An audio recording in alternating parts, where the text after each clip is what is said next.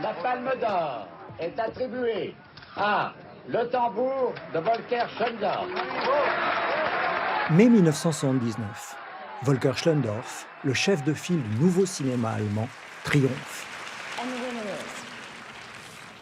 is the Federal Republic of Germany for the Tin Drum. Incroyable destin que celui de ce cinéaste frondeur qui n'a cessé de critiquer les dérives de son pays en assurant sa renommée artistique, qui a fait corps avec son histoire pour mieux la remettre en question. En adaptant les plus grands auteurs de la littérature, il a donné vie à des personnages rebelles, en conflit avec le pouvoir dominant.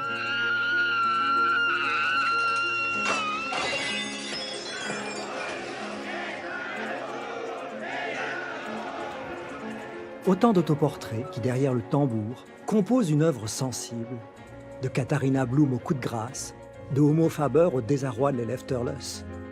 Une œuvre qui vibre des failles et de l'humanisme contagieux de son auteur, insuffle le goût de la résistance.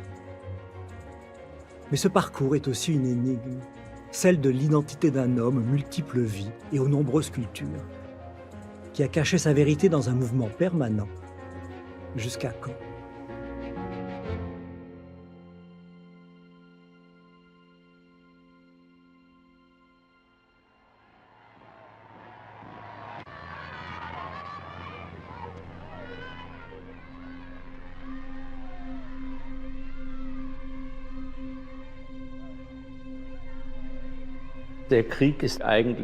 La guerre a simplement fait partie de mon enfance. Je suis né à Wiesbaden en 1939 et au plus tard, en 1943-44, les bombardements ont commencé.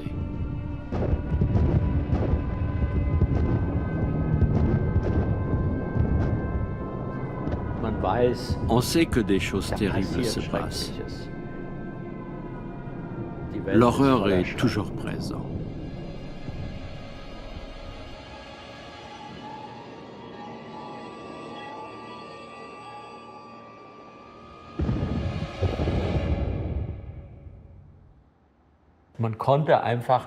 Il était indéniable que notre civilisation nous avait conduits dans une impasse totale, dans un désastre. Et pourtant, les gens pensaient encore, si Hitler n'avait pas fait la guerre, tout aurait été très bien. C'était, me semble-t-il, le point de vue presque majoritaire.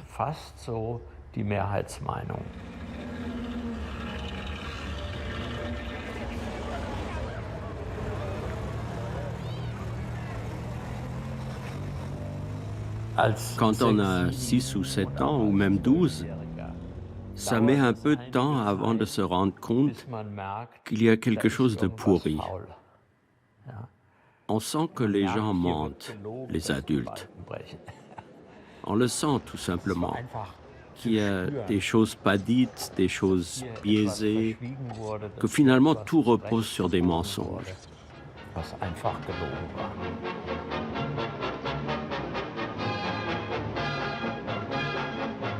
Au cinéma, Volker découvre un monde attrayant, débarrassé des mensonges, qui lui semble plus proche de la vraie vie. Évidemment, on pouvait voir les films américains, et il y avait aussi des films allemands que déjà à l'époque on trouvait horribles. Je me souviens très bien des films bourrés de clichés, réactionnaires, revanchistes, une horreur. Je ne voulais rien savoir de cette culture-là.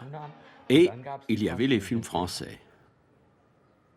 Als 15- oder 16-Jährige diese Schnapsidee muss man schon haben, in so einem Dorf im Taunus hatte, ich will zum Film. Da war die Vorstellung, das wäre doch besser als hier als Rechtsanwalt, Notar oder Kassenarzt, wie mein Vater und die ganze Familie drumherum sein Leben zu verbringen. Une annonce à l'école proposant un séjour linguistique en France va précipiter le destin de Volker. Das war, was mich da geritten hat. Ich habe mich sofort gemeldet. Natürlich, ich wollte weg. Mein Vater hat dem gleich zugestimmt. Der Sprachaufenthalt ist ja immer gut, sehr schulisch. Also mit so einer Sache, ein Ding am schwarzen Brett, und da ist die Hälfte des Lebens ist gelaufen.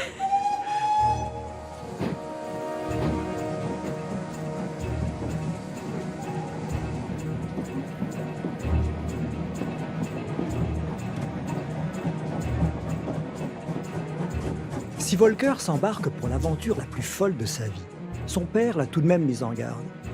Ce n'est pas notre culture, cela va faire de toi un étranger partout. Mais Volcker garde ses craintes pour lui. Il n'en laisse rien paraître.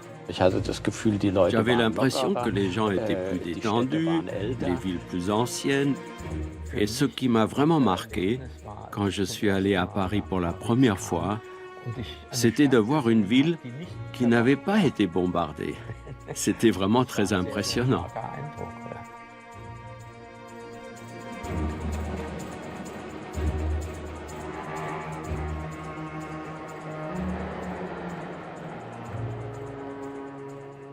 Ich bin in Vannes im Morbihan gelandet und kam an dieses Internat, und es war ein Jesuiteninternat. C'était pas une institution militaire, mais il régnait quand même une certaine discipline. C'était des dortoirs avec 110 lits. Et comme j'étais donc pratiquement le seul étranger dans ce collège, j'avais une position extérieure en tant qu'Allemand parmi tous ces petits Français. Donc j'étais placé dans la situation d'un observateur.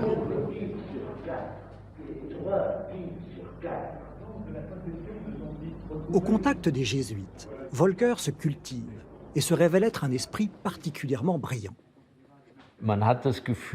J'avais l'impression que la vraie vie était peut-être celle intellectuelle. Et elle m'a sérieusement tenté. Le futur spécialiste des adaptations littéraires au cinéma devient un grand lecteur. Et un jour, en 1956, je crois, à Vannes, il y a eu une projection. Et c'était le film Nuit et brouillard d'Alain Resnais.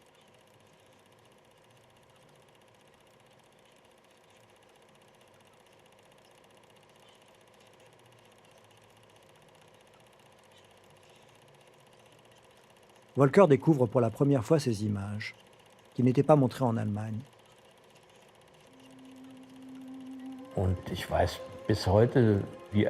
Aujourd'hui encore, je me souviens à quel point j'étais bouleversé.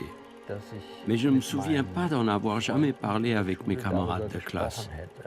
C'était tellement énorme qu'on ne pouvait même pas en discuter.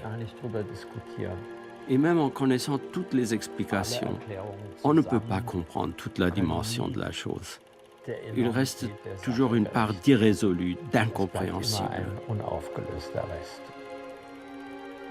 Alors, c'est pas étonnant que ça continue à vous travailler toute la vie.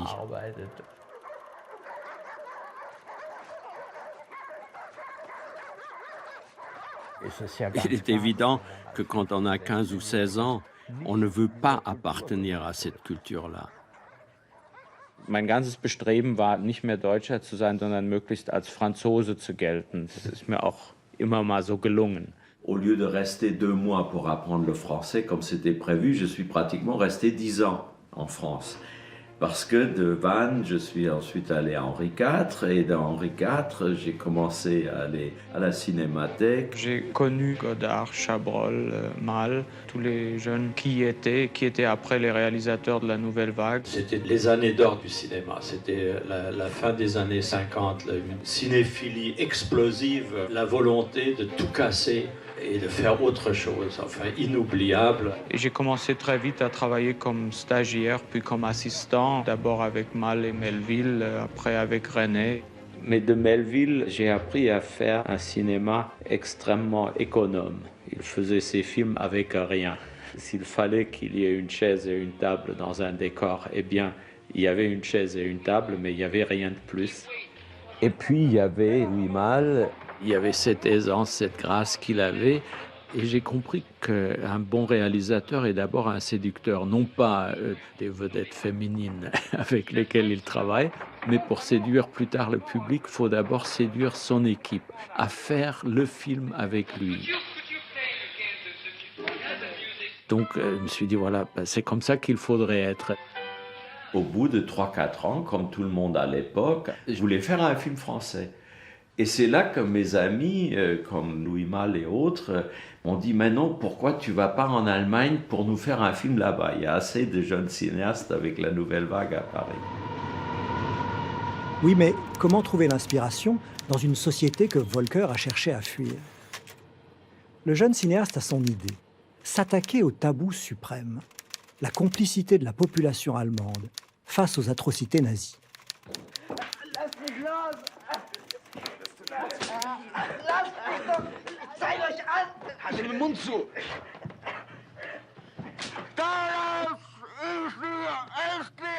Et je suis tombé sur ce petit livre de Musil, cette nouvelle, Les désarrois de l'élève Törles.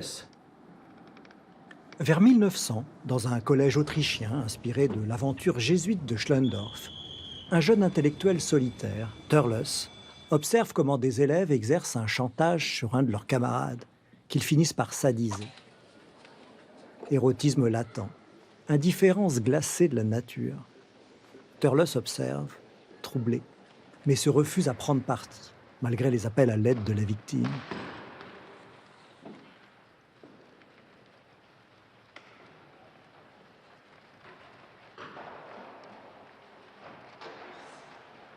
Le mal corrompt bientôt toute la classe, la rassemble.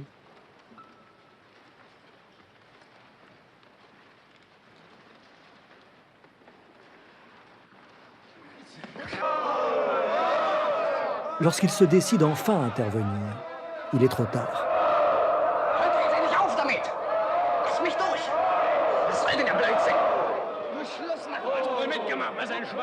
Se contentant de regarder, il est devenu complice.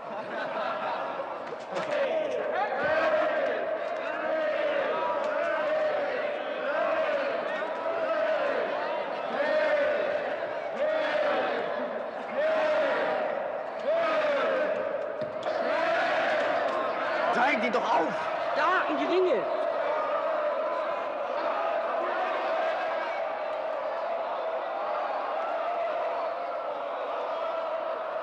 Film ambigu, où Volker invite le spectateur à jouir d'un spectacle sadique et se projette dans un personnage dont il dénonce l'inaction, l'isolement intellectuel.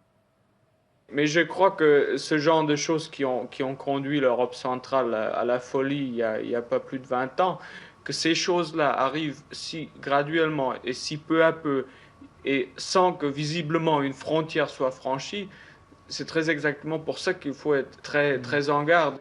Dorénavant, la rébellion sera au cœur de son cinéma.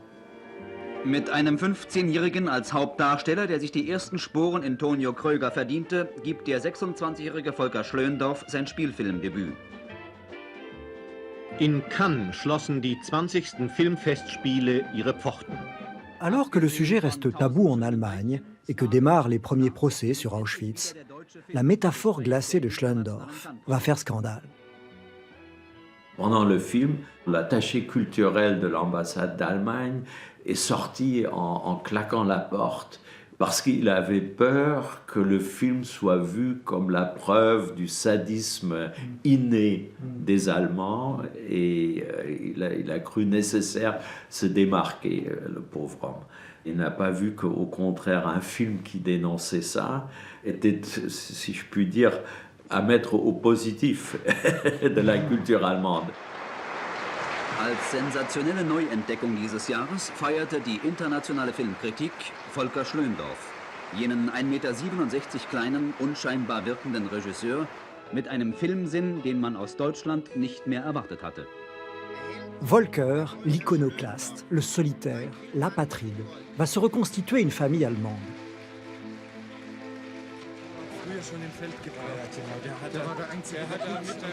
Dans son sillage, c'est toute une nouvelle génération qui s'apprête à prendre le pouvoir en Allemagne.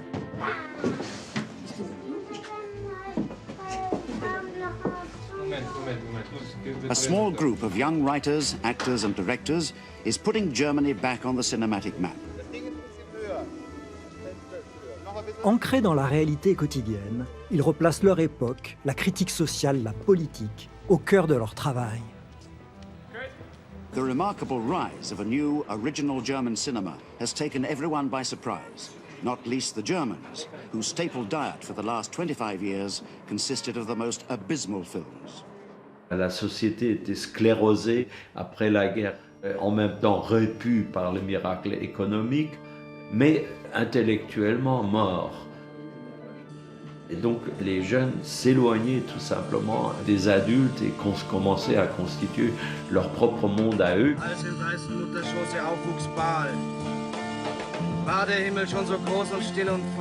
Et le jeune cinéma allemand était une des soupapes de ce malaise de la société.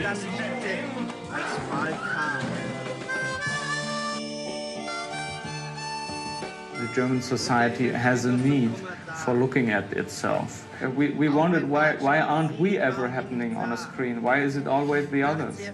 Mais il faut faire face au mépris, à l'hostilité d'une partie du pouvoir en place. Sans accès au financement, nos jeunes mousquetaires doivent unir leurs forces pour convaincre les distributeurs, les diffuseurs, le législateur qu'il y a une place en Allemagne pour le cinéma de création.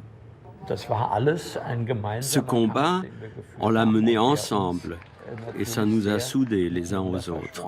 Et de ce groupe sont nées aussi des amitiés qui durent.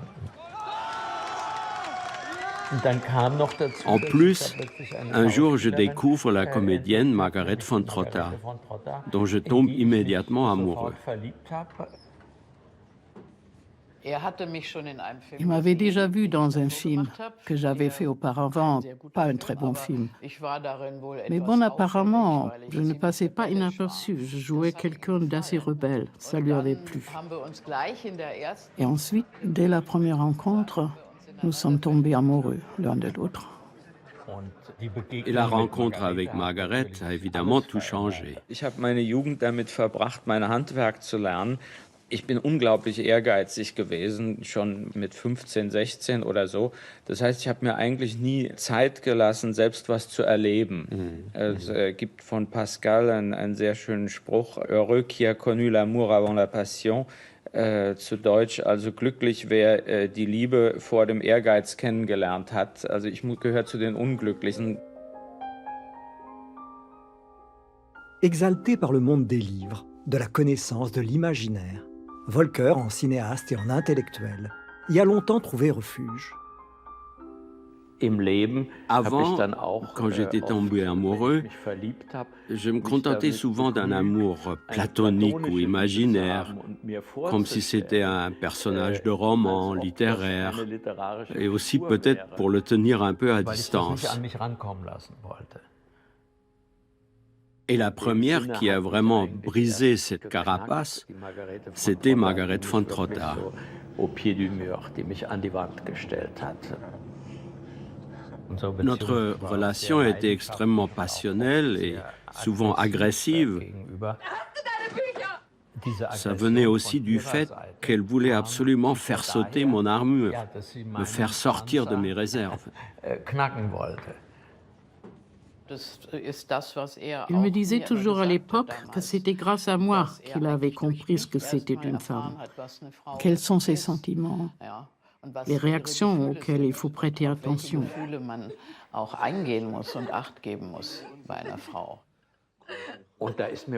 Elle m'a fait penser au coup de grâce de Marguerite Yourcenar.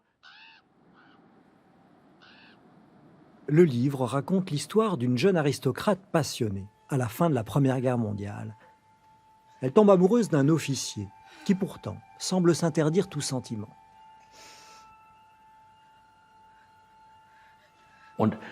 Et j'ai compris que cette Sophie de Reval chez Yourcenar était au fond une anticipation de Margaret von Trotta. Elle avait ce côté très farouche et très implacable. En même temps, elle avait cette exubérance. C'était déjà nos rapports. Verantwortung und Disziplin. Alles andere haben Sie doch in sich abgetötet. Zur Leidenschaft sind Sie doch völlig unfähig.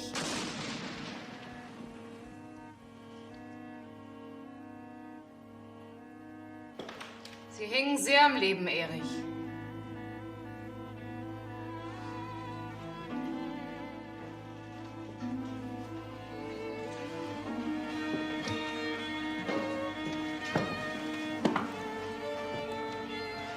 Je crois que s'il s'est identifié à un personnage dans le film, c'est Lomo. Ses sentiments, soit il n'en a pas, soit il n'aime pas les montrer. Et avec Volker, je n'étais jamais sûre. C'était un mystère. Qu'est-ce qu'il ressent là?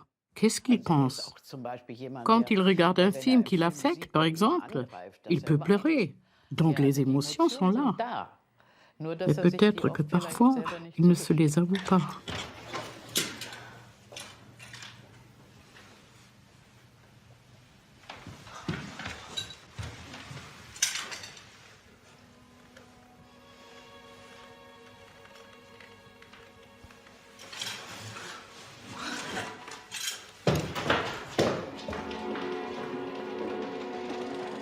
Le coup de grâce se conclut sur un final glaçant, où la jeune Sophie de Réval, ne pouvant conquérir l'objet de son désir, décide de le combattre en rejoignant le camp des Soviets.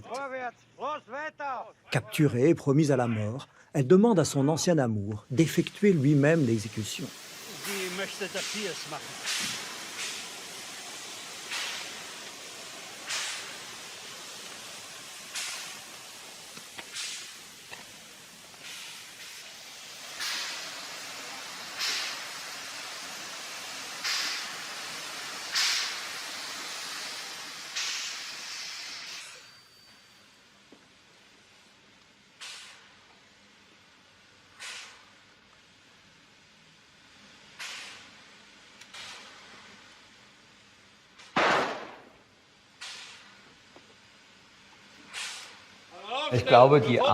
La façon dont la fin est filmée est assez typique de notre génération. Nous avions fini par comprendre que les pires choses peuvent arriver, mais qu'elles arrivent de façon banale.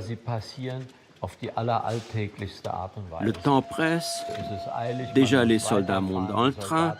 Ah zut, il y a encore les prisonniers. On les exécute vite fait. On court vers le train, on part, et les morts restent sur le quai.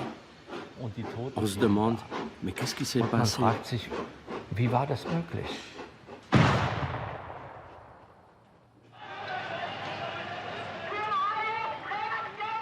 Au tournant des années 60 et 70, la confrontation entre les générations, tant redoutée par Volker, mais attisée par une presse à scandale influente, va faire basculer l'Allemagne. C'était ce mouvement lent qui a commencé en 1968 à partir des manifs contre la guerre du Vietnam et qui, peu à peu, 10 ans plus tard, a fait qu'il y avait la violence et les terroristes en Allemagne.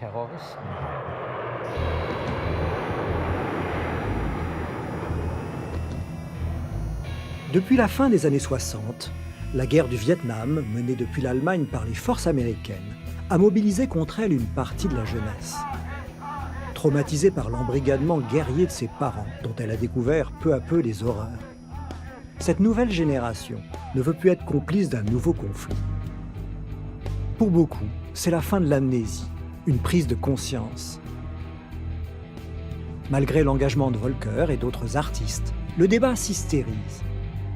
Une première bombe éclate dans un supermarché et l'Allemagne s'engage dès lors dans la marche en avant sécuritaire, souhaitée par les apprentis terroristes. Gonflement des moyens policiers, lois plus répressives, mise au banc de toute personne exprimant un avis alternatif. Le prix Nobel de littérature, Heinrich Böll, qui en appelait simplement au dialogue, se voit bientôt accusé d'être le père du terrorisme. Es macht mich wahnsinnig, ewig mich gehetzt zu fühlen, denunziert zu fühlen und ewig gezwungen zu sein, dementieren, Presseerklärungen. Böll, dieser christliche Dichter, bedient sich im Spiegel einer Sprache, die Gemeinschaftswerk Karl Eduard von Schnitzlers und Joseph Goebbels sein könnte. Die Bölls sind gefährlicher als Baader-Meinhof.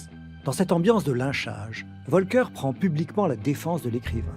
Nous avons une sorte de chasse aux sorcières, nous avons un climat d'intimidation. Ça lui a valu une avalanche d'injures, de diffamations dans la presse, le monopole Springer qui contrôle 70 à 90% de la presse allemande. Diese permanente Belästigung, jeder Idiot, entschuldigen Sie den Ausdruck, der ein bisschen zu viel getrunken hat und am Fernsehen einen Kommentar gibt, kann meinen Namen im Zusammenhang mit Bombenlegern nennen.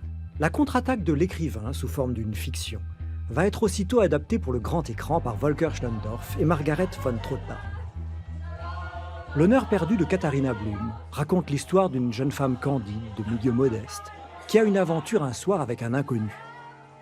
Mais l'homme se révèle être recherché et la jeune femme devient la proie d'un déchaînement policier et médiatique directement inspiré de l'actualité.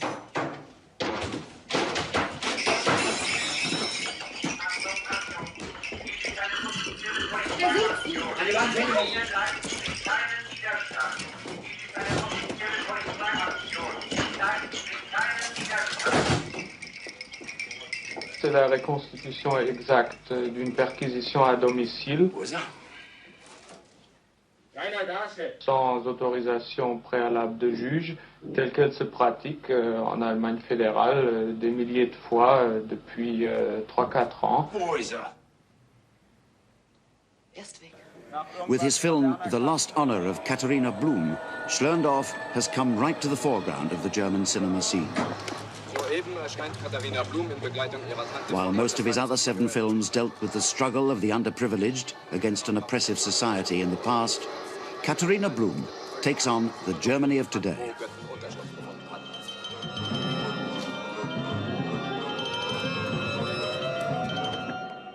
Der Untertitel von Böll hieß ja, wie Gewalt entsteht und wohin sie führen kann. Und dieses Zusammenspiel, also von Gesellschaft und Gewalt, das war das eigentliche Thema.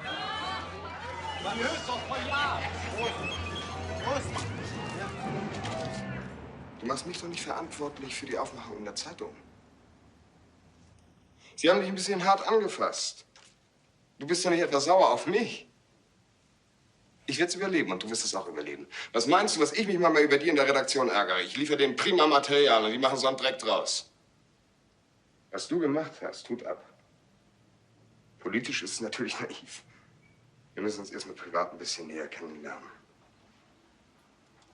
Das Interview heute ist erst der Anfang. Herr Schlöndorff, machen Sie nicht etwas, was Sie gerade dieser Presse vorwerfen, dass Sie Karikaturen abliefern, die nicht mehr dem Realismus entsprechen, den Sie eigentlich mit dem Film anstreben? Ja, entweder wir leben in verschiedenen Welten oder wie. Ich habe mir das auch eben noch mal angesehen, diese Vorwürfe im Hinterkopf. Ich finde den sehr überzeugend. Ich kenne viele solche. Ich will Ihnen nicht nahtreten, aber ich kann mir vorstellen, dass Sie diese Rolle spielen könnten. Und ich glaube, dass die Art der Rechtfertigung, die dieser Journalist hier vorbringt, ich bin's ja nicht, es ist das System, ich bin nicht verantwortlich, dass das nicht nur im journalistischen Beruf, sondern in allen Berufen nur zu gerne gesagt wird. Und was die Katharina hier macht, erscheint mir was ganz Wichtiges. Und das übernehme ich von Böll und möchte mir zu eigen machen. Das ist, ich mache dich jetzt verantwortlich für das, was du mir getan hast.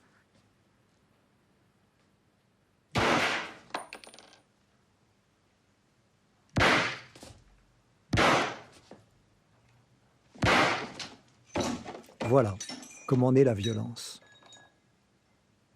Comme pour donner raison à Böll, si la presse Springer refuse tout débat en passant sous silence le film, Margaret et Volker doivent par la suite subir toute une série de brimades.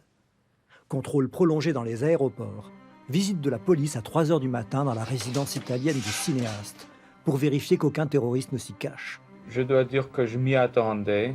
C'est ça la guerre, quand on s'attaque. Alors je m'en plains pas, j'étais pas martyr. Et ces gens-là, ils cèdent si on ne cède pas. Nous avions bien conscience que le jour de la sortie, ça allait être un choc. Mais ce choc a eu aussi, Dieu merci, un effet positif, car le film a été un grand succès public. C'était comme un référendum, un plébiscite pour plus de tolérance, et pour Heinrich Böll, et contre cet État militarisé tel qu'il était en train de se constituer. Et ce de la part de toute une génération. Le regard sur le jeune cinéma allemand va dorénavant changer. Fini les salles confidentielles, les films vont bientôt atteindre le grand public. Enfin en phase avec son pays, jouissant de moyens plus conséquents, l'enfant terrible du cinéma allemand est à l'aube de son plus grand succès.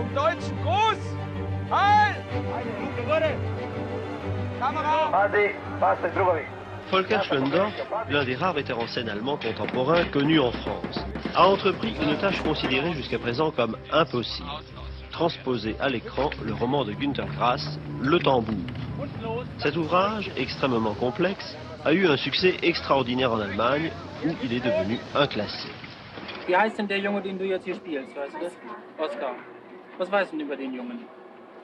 Ja, also ich weiß, dass der entscheidet, der nicht mehr zu wachsen. Ja. Ich mag diese Musik nicht, also diese Marschmusik. Le tambour, c'est une recherche d'approcher autrement l'histoire allemande que ce qu'on a eu avec des films un peu didactiques, comme j'en ai fait d'ailleurs, comme Katharina Blum. Mais c'est un essai justement d'ouvrir l'horizon, d'apporter l'énergie de l'irréel, de l'irrationnel, du rêve, de l'utopie dans tout cela.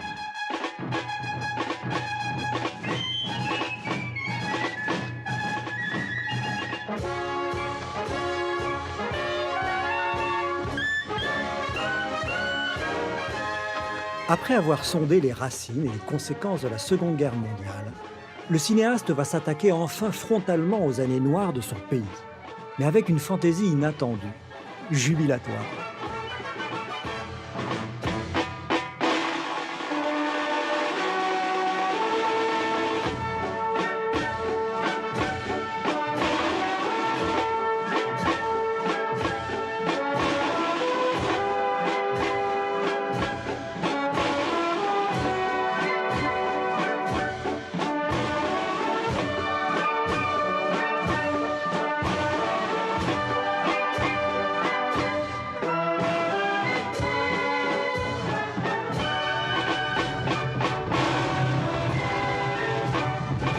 Au temps de la folie des grandeurs du Reich, il y a un petit garçon de 3 ans qui se refuse de grandir parce qu'il ne veut pas devenir comme les grandes personnes. Et en même temps, il proteste violemment contre eux, non seulement avec son tambour d'ailleurs, mais avec sa voix. Als ich das Buch von Grass las, dachte ich, das ist ja so eine andere Welt, das kann ich gar nicht machen. Vor allen Dingen auch diese Wortfülle und diese Bilderpracht, dieses barocke, ausufernde, und ich war doch immer so streng, ja.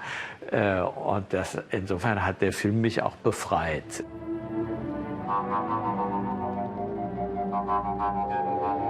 Mais il est toujours terriblement désespéré, il est très touché, il est très vulnérable. Il ne sait pas comment peut-on y participer à ce monde. Et ça, je trouve ça formidable, ce côté très très solitaire chez lui. 24 mai, 13h30. Tout le monde attend le palmarès. Volker Schlöndorff sait que tout se joue entre son film et Apocalypse Now de Francis Coppola. Si Schlöndorff a la Palme d'Or, dans quelques instants, on vient le chercher. Je me souviens juste qu'on avait monté les marches ensemble pour aller à la projection. Et Volker me tenait la main si fort. Il était tellement nerveux. Coppola, à la fin de sa conférence de presse, déclarait qu'à son avis, le cinéma américain n'était pas le cinéma le plus important actuellement, mais que c'était le cinéma allemand. Ce que nous avons appris plus tard, c'est que Coppola avait dit « Je ne viens que si je reçois la palme, si vous pouvez me la garantir ». Et au final, il ne l'a pas eu tout seul. L'impact a été énorme en ce sens qu'il y a eu plus de 3 millions de spectateurs. Il a eu plus de spectateurs que Sissi ou autre film allemand jamais fait. Ça ne s'est jamais vu.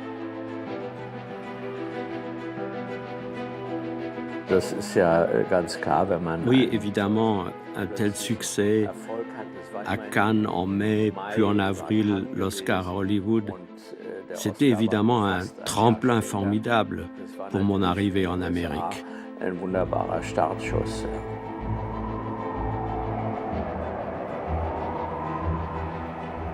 Projeté encore dans un nouveau monde, le cinéaste compte toujours sur son extraordinaire capacité d'adaptation pour faire mentir ses amis qui le mettent en garde contre une perte d'identité. Mais l'aventure va ouvrir cette fois une crise profonde. Au fond, j'avais l'impression d'avoir encore une fois 18 ans et que je découvrais cette Amérique que j'avais déjà adorée avant de venir en France. par l'intermédiaire des soldats américains et de toute cette période d'après-guerre, et que d'un coup je me trouve en plein dedans, avec le commis voyageur d'Arthur Miller, avec Dustin Hoffman, Malkovich, au cœur même de Manhattan et de Brooklyn. Margaret était à Munich et notre rapport est devenu un peu transatlantique. J'allais lui rendre visite de temps en temps, mais j'ai toujours refusé de travailler aux États-Unis. Je disais non, je veux rester en Allemagne. Je veux faire ce que je connais et ce que je ressens. Je n'avais pas cette ambition. Arthur Miller m'avait dit un jour, pour expliquer son mariage avec Marilyn Monroe, I guess I was getting voracious, que son succès l'avait rendu vorace. Et de même, il m'est arrivé que je suis tombé amoureux à New York, en plus d'une femme qui me rappelait beaucoup ma mère.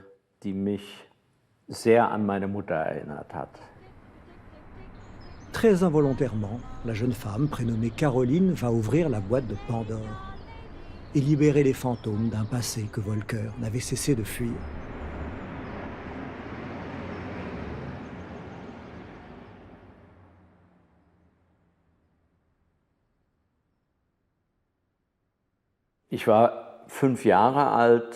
J'avais 5 ans quand quelque chose de terrible s'est passé. Nous étions à la maison et j'entends des hurlements, des cris. Il y a de la fumée noire qui sort de la cuisine. On nous a immédiatement enfermés dans la chambre, mon petit frère et moi.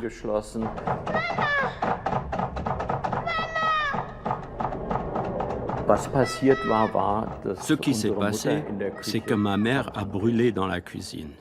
Elle a dû faire chauffer sur le four à gaz des morceaux de cire pour faire de l'encaustique pour le parquet. Et il y a eu une étincelle, le pot a explosé. Elle était recouverte de la tête aux pieds de cire en feu, comme un flambeau. Comme sur le dessin, Pauline était seule à la maison, dans le Strobelpeter. En tout cas, c'est comme ça que je me le suis imaginé.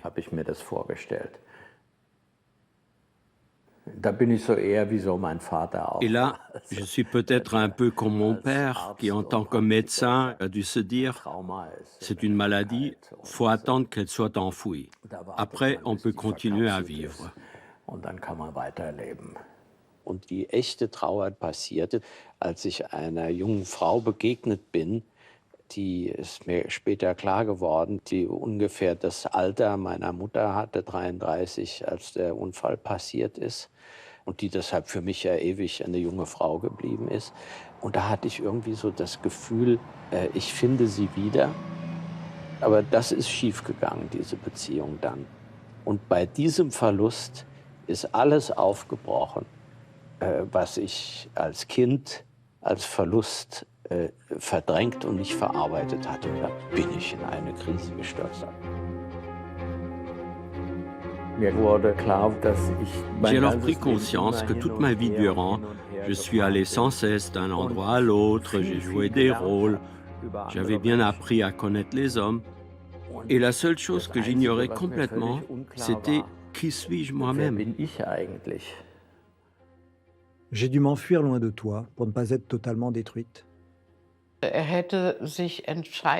Il aurait dû se décider tout de suite pour cette autre femme, vivre avec elle. Mais il n'a pas su choisir et comme ça, il nous a perdus toutes les deux.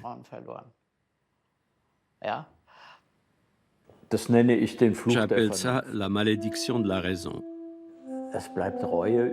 Il reste le remords avec lequel il faut vivre. J'étais paralysé, je n'arrivais plus à travailler. Quand je voyais un mendiant dans la rue ou les vétérans de la guerre du Vietnam, tout me touchait au point que j'en avais les larmes aux yeux, que je voulais aller vers eux pour les prendre dans mes bras.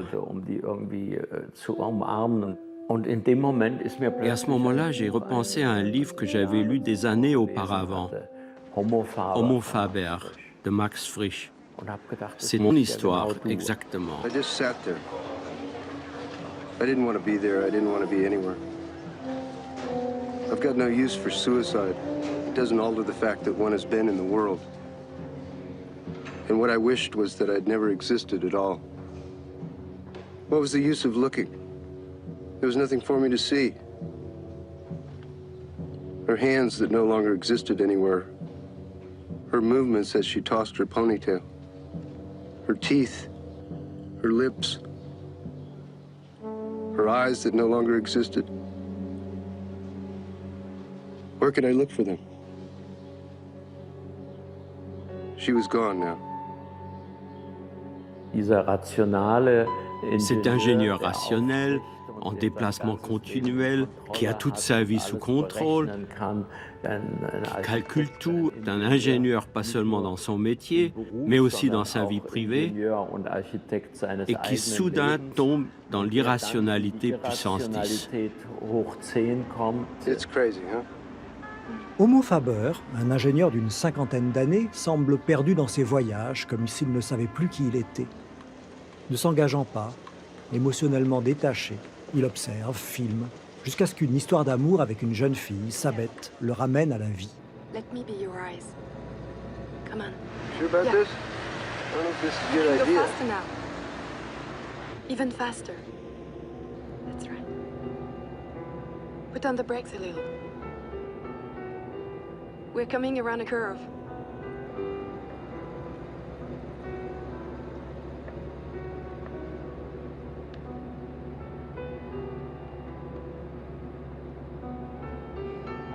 Now we're on a flat stretch. Son malaise va devenir immense lorsqu'il découvre que Sabeth est en réalité sa fille, dont il ignorait l'existence. I don't understand you.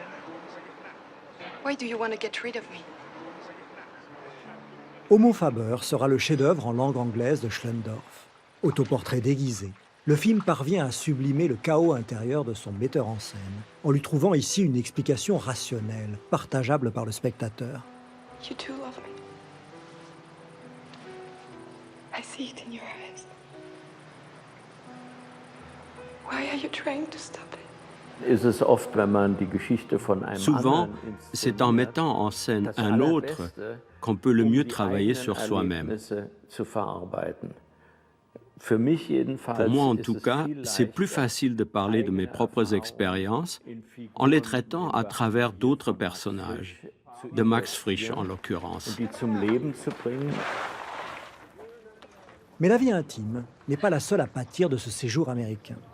Malgré des réussites évidentes comme le très beau Colère en Louisiane ou l'adaptation d'Arthur Miller, Mort d'un commis voyageur, le système de production des studios avec son formatage et surtout sa lenteur, ses réécritures de scénarios incessantes, met à mal les ambitions de Volker. Heureusement, l'Amérique a des attraits inattendus. La seule chose qui m'a fait tolérer toutes ces navettes entre New York et Los Angeles, c'était la perspective qu'à l'arrivée, j'allais retrouver Billy Wilder. Nos conversations étaient énormément importantes pour moi, à tel point que j'ai fini par les enregistrer. Il y avait là, par-delà les générations, un sentiment d'appartenir à la même guilde. Billy Wilder, mais aussi Fritz Lang, Ernst Lubitsch, Joseph von Sternberg sont venus tout comme lui travailler à Hollywood et ont su faire vivre le cinéma allemand sous d'autres horizons. Par un biais détourné, Volker marque sa filiation, un retour aux sources. L'histoire va sonner comme un rappel. Ich habe mich wahnsinnig geärgert. Ich war im Flug von New York nach Boston, um meinen neuesten Film, einen amerikanischen Film, dazu eine Preview zu machen. Und in dem Flugzeug habe ich die Nachricht gehört, die Mauer geht auf. Erstmal einen Tränensturz gehabt, obwohl ich mich nicht für einen Patriot halte. Das packt einen auch da. Und natürlich der Gedanke, was mache ich bloß in Boston? Ist mir doch ganz wurscht, was die Leute in Boston jetzt über meinen Film denken. Ich möchte eigentlich nach Berlin.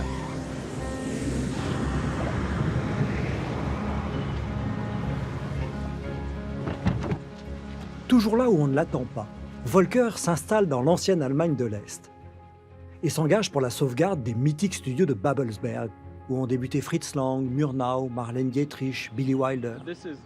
Pendant 5 ans, l'ancien troublion se mue en VRP de l'industrie allemande du cinéma.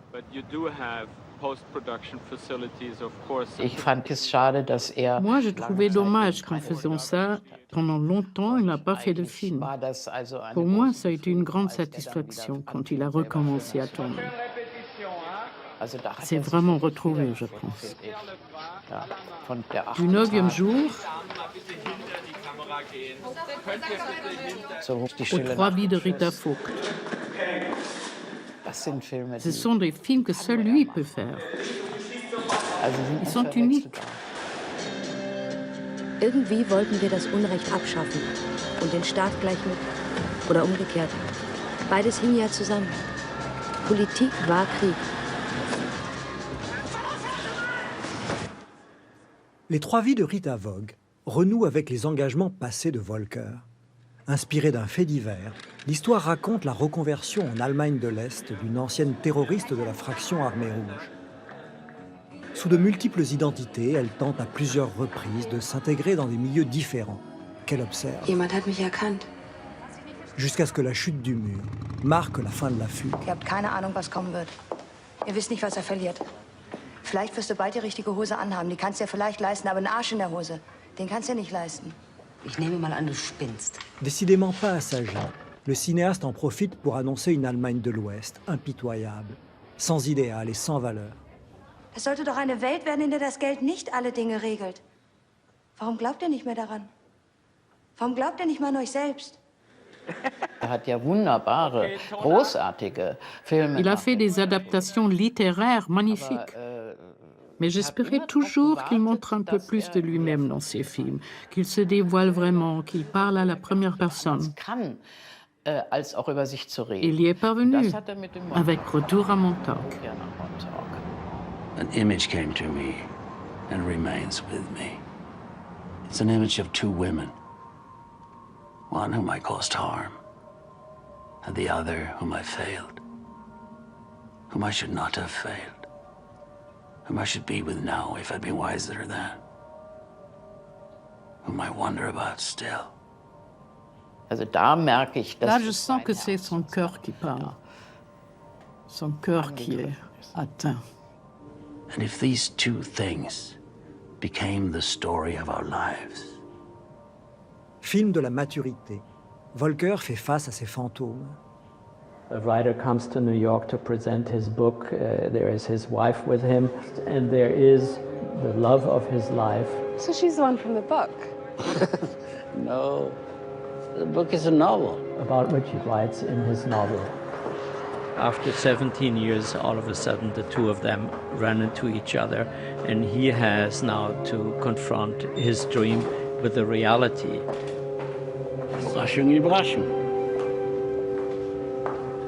Hello. Hi.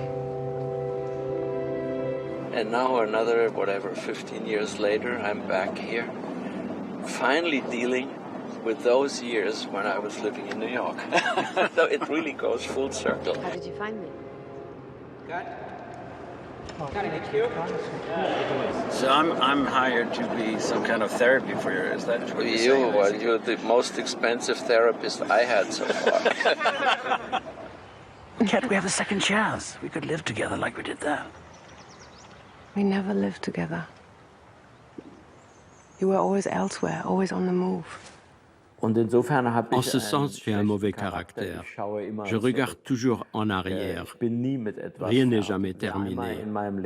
Celui qui entre une fois dans ma vie en fait partie à jamais.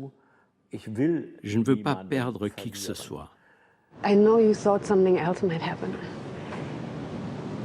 I could see when you were in that house that you don't just dream in your books, you dream in your life, but you cannot dream about me. À force d'écrire des histoires, on finit par croire que notre propre vie est une histoire qu'on a écrite, qu'on peut réécrire par une autre version à tout moment.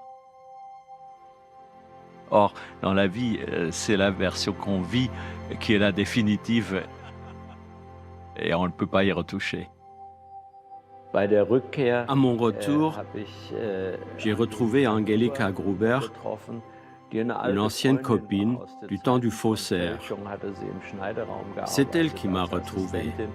On voulait un enfant, elle est tombée enceinte très rapidement, Et tout d'un coup, j'avais une famille. Tout est arrivé en même temps. Et c'est pour ça que je me dis toujours, oui, c'était le bon choix de revenir d'Amérique. Pas pour la carrière, mais pour la vie.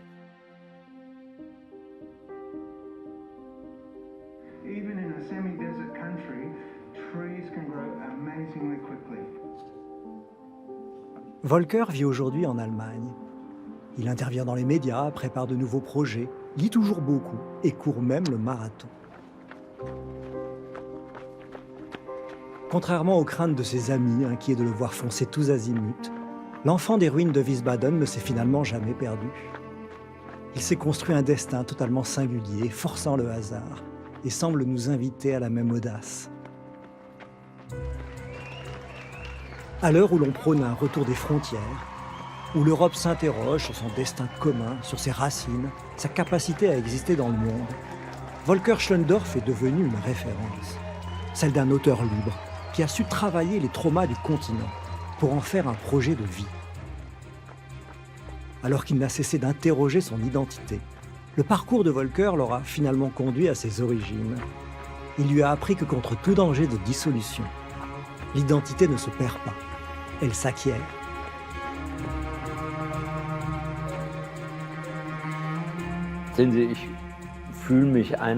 Vous savez, je me sens très bien quand je suis là devant une caméra et que je parle de moi. Mais d'un autre côté, j'ai l'impression que c'est pas tout à fait moi, que c'est quelqu'un d'autre qui est assis là et qui parle, un personnage qu'on représente. Et moi, je rêve toujours d'être quelqu'un d'autre. Je reste le petit garçon.